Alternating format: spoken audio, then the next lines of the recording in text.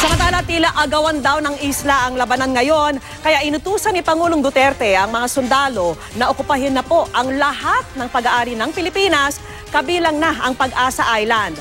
Balak din niyang palitan ang pangalan ng Benham Rice ng Philippine Ridge. Nakatutok si Ian Cruz. Sa harap ng mga sundalo ng AFP Western Command, pinangako ng Pangulong Duterte ang buong suporta sa mga sundalong kung tawagin ay Patriots and Defenders of the West Frontier.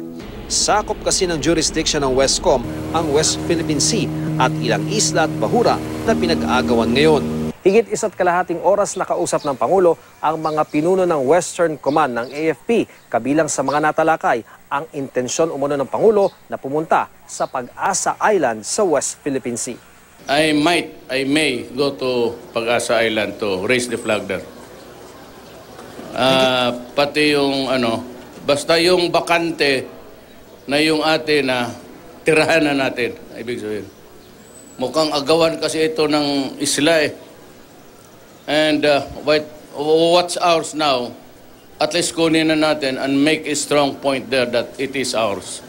Pero mananatili raw ang pakikipagkaibigan ng Pilipinas sa mga kalapit bansa. Bukod sa Pag-asa Island, gagastusan din daw ng Pangulo ang pagsasaayos sa iba pang teritoryong hawak ng bansa sa West Philippine Sea. The money is there. I don't know how the army or the engineering battalion would do it. But that development there has my full support. Gagastos ako dyan sa fortification dyan. Natanong din ang Pangulo kung may plano siya sa BRP Sierra Madre na nakasadsad sa Ayungin Shoal. Pabiro ang naging tugon niya. Atin man yun. Palitan ko ng luxury liner yun.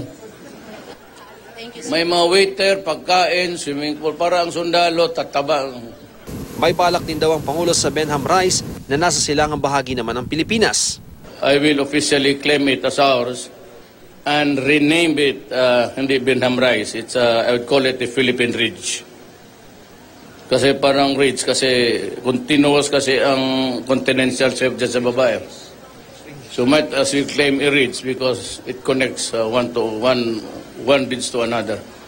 Kasabay nito, nakiusap ang Pangulo sa mga sundalo. Huwag daw sanang magtampo sa pagbigay niya sa kadamay ng pabahay na dapat ay sa kanila.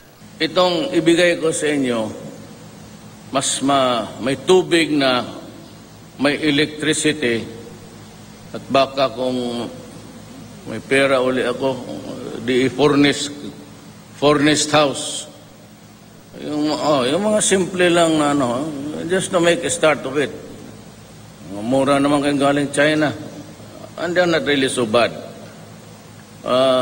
Ibigay ko sa inyo, huwag kayong magsama ng loob. Total, ang naibigay naman natin sa ating kapwa Pilipino. Mula sa Palawan, Ian Cruz, Nakatutok, 24 Oras.